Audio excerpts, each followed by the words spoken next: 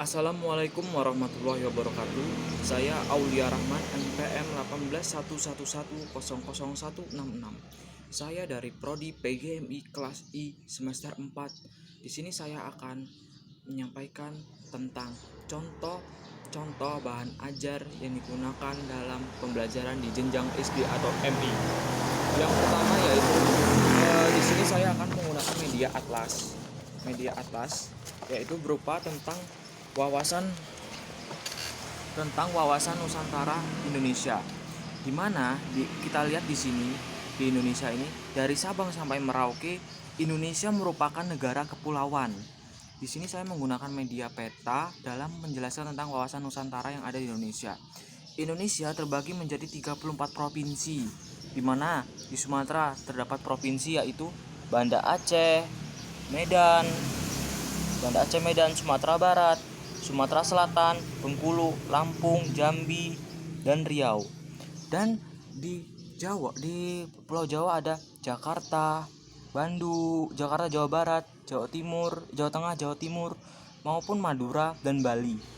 Dan itulah sedikit contohnya. Seperti juga ada di Kalimantan, yaitu tentang ada Kalimantan Barat, ada Kalimantan Timur, ada Kalimantan Tengah, dan itu merupakan contohnya. Ya, contoh di Sulawesi juga ada. Contohnya itu Sulawesi Barat, Sulawesi Tengah, Sulawesi Selatan, dan itu merupakan contoh-contoh yang provinsi yang ada di Provinsi Sulawesi.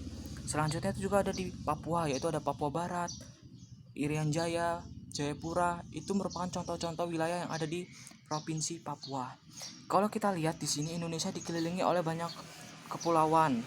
Kita lihat saja di sini Indonesia banyak laut-laut dan diapit oleh Samudra Hindia dan Samudra Pasifik. Disinilah kita lihat bahasanya ini adalah bukan pulau besar, tapi masih banyak pulau-pulau kecil yang ada di Indonesia ini. Selanjutnya saya akan membahas tentang bahan ajar yaitu jam. Apa sih yang mau kita bahas dari jam ini? Nah, dari jam ini kita lihat jam dia bisa mempelajari tentang suatu cerita. Misalnya gini. Misalnya saya akan membuat soal cerita. Ini adalah penerapan pembelajaran matematika.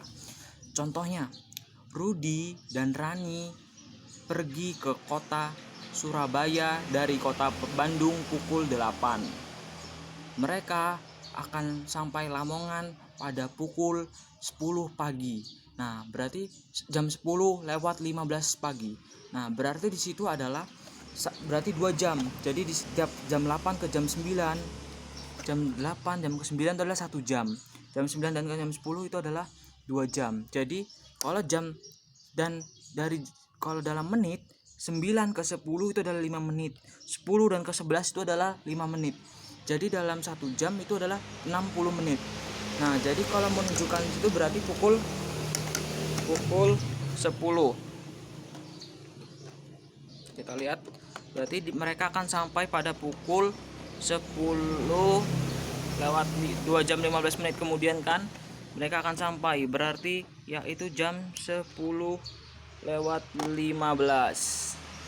Nah, ini merupakan penerapan dari pembelajaran tentang waktu. Selanjutnya dalam jam juga kita bisa membahas tentang bentuk-bentuk sudut. Contohnya sudut 90 derajat yaitu pada pukul 9.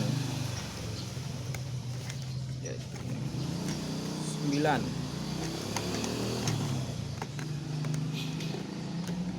Kita lihat jam 9. Ini merupakan sudut 90 derajat. Dalam satu bundaran ini terdapat 360 derajat. Dalam satu bundaran ini yaitu 360 derajat. Ini merupakan sudut 90 derajat. Ketika nanti jarum ini ke angka 3, yaitu ini seperti ini, ke angka 3, maka dia akan membentuk sudut 180 derajat, yaitu dia lurus. Dan ketika nanti dia maju lagi 45 derajat, maju lagi seperti ini, dia akan membentuk sudut 270 derajat.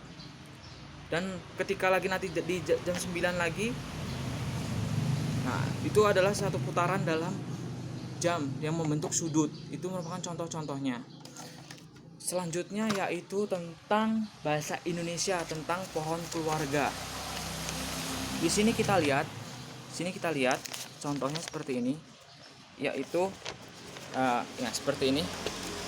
Di sini kita lihat, di sini ada Wijaya dan Surti. Wijaya dan Surti menikah dan memiliki 2 orang anak yang bernama Dodi dan Rani. Dodi dan Rani kemudian merupakan 2 bersaudara kandung dari pasangan Wijaya dan Surti. Kemudian Dodi dan Rani menikah. Dodi menikah dengan Rani dan Rani menikah dengan Rona. Nah, mereka memiliki seorang anak yang bernama Joko dan Raisa. Nah, jadi hubungannya Joko dengan Rani adalah tantenya, sedangkan Raisa dengan Dodi merupakan pamannya. Dan hubungan Joko dengan Raisa merupakan saudara sepupu, dan hubungan Joko dengan Wijaya merupakan cucu. Hubungan Raisa dengan Dodi merupakan paman. Sedangkan Joko dengan Rani hubungannya adalah tantenya. Nah, dari pembelajaran ini kita bisa mengkaitkan bahwasanya pada bagian keluarga ini sangat cocok dalam pembelajaran tentang tema keluargaku. Selanjutnya yaitu tentang Scrabble. Pembelajaran bahasa Inggris tentang Scrabble. Dalam Scrabble di sini kita lihat terdapat kata, dia sama aja seperti tentang teka-teki silang, tetapi dia memiliki poin. Jadi ada menanjak,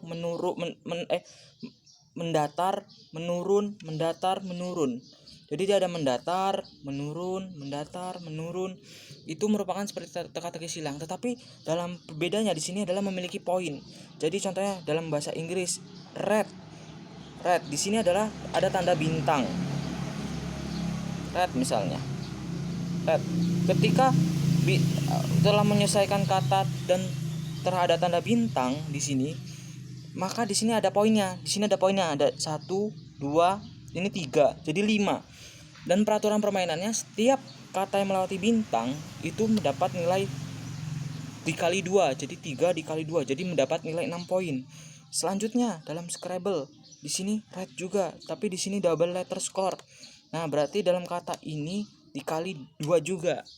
Nah, dalam permainan Scrabble ini sangat cocok dalam menambah khasana kosakata anak usia SD atau MI. Selanjutnya saya akan membahas tentang keragaman suku yang ada di Indonesia, keragaman agama